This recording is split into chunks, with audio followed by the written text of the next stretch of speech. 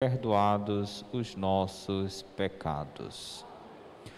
Queridos irmãos e irmãs, a principal pergunta do Evangelho é justamente o último versículo. Afinal de contas, quem é este a quem até o vento e o mar obedecem? Nós sabemos que nas Escrituras a vida dos patriarcas e profetas mostra que várias vezes, alguns deles, em nome de Deus, puderam mover as potências naturais, as criaturas.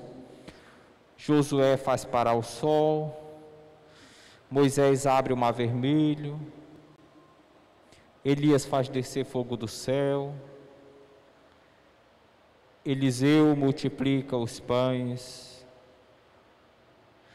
Alguns milagres que Jesus realizou, alguns profetas, segundo as narrativas do Antigo Testamento, já o tinham feito.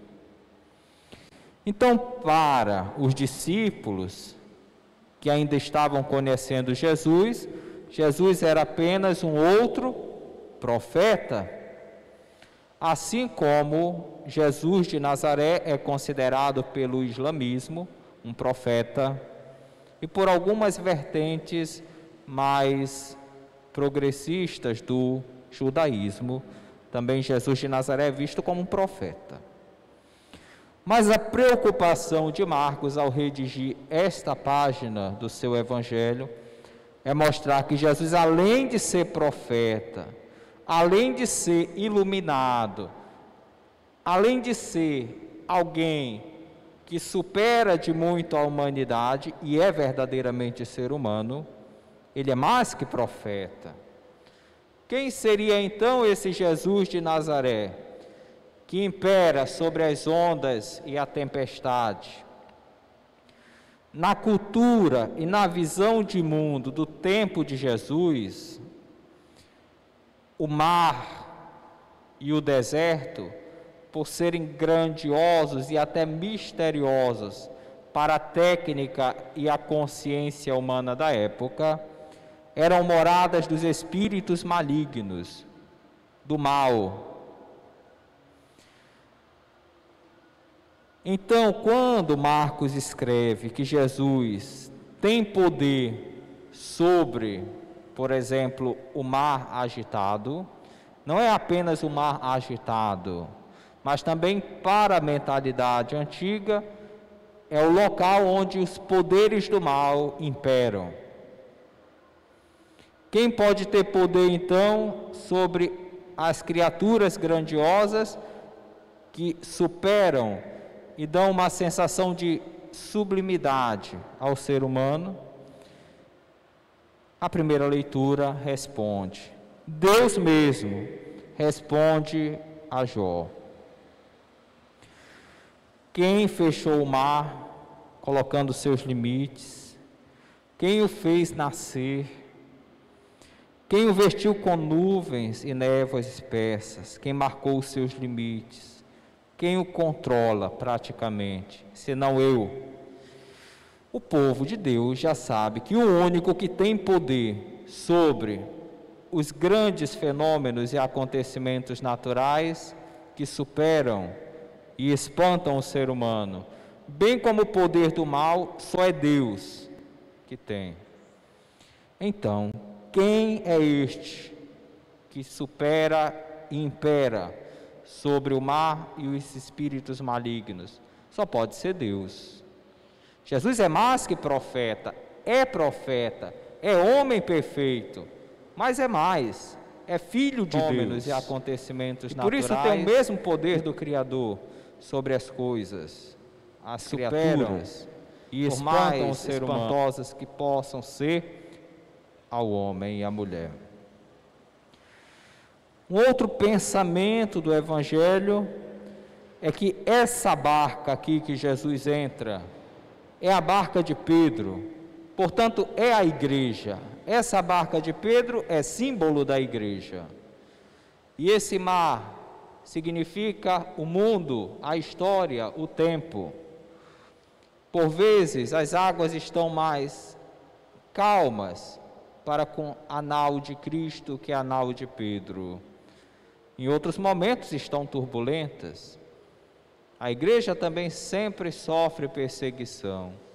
E deve ser assim se ela quer ser de fato a igreja de Cristo.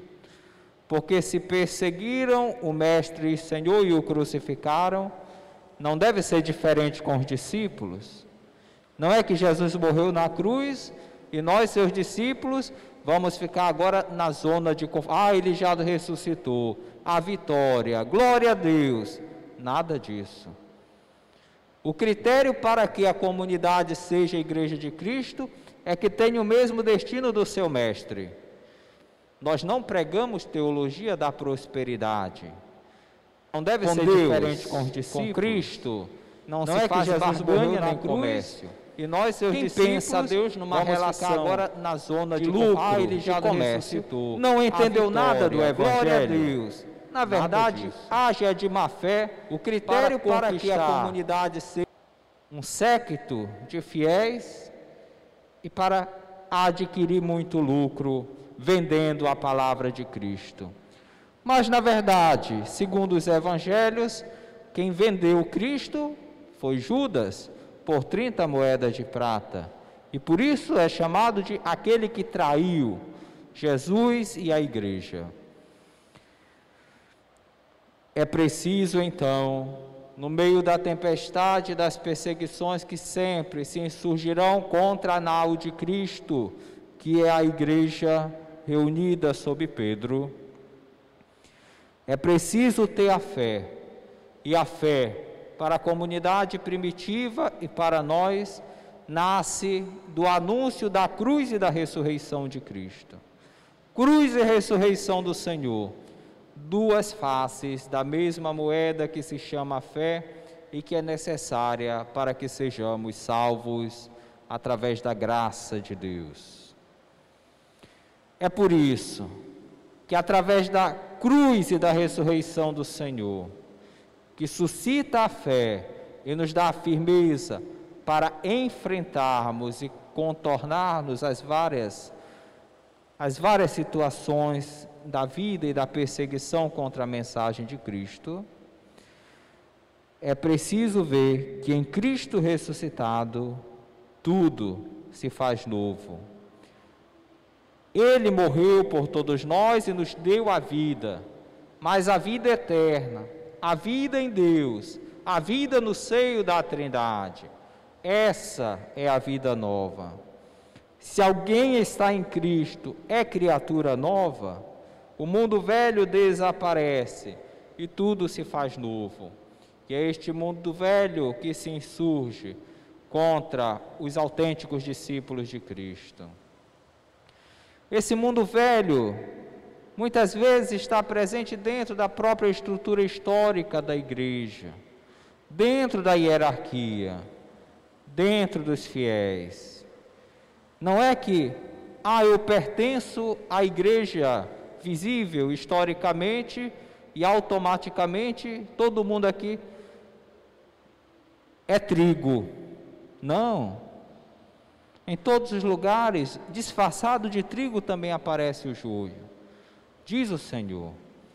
E só no final dos tempos Ele purificará, mas dará a sua paga aos bons e maus servos, a começar de agora na história. Aquele que planta o bem, na fé em Deus, colherá o bem.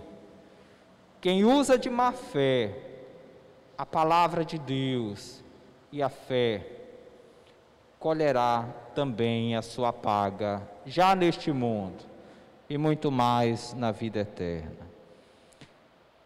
Por que tens medo? Tenhas fé, a fé que brota da cruz e da ressurreição do Senhor e do dom do Espírito Santo, que gera em nós a vida nova. Amém. Agora, irmãos e irmãs, renovemos a nossa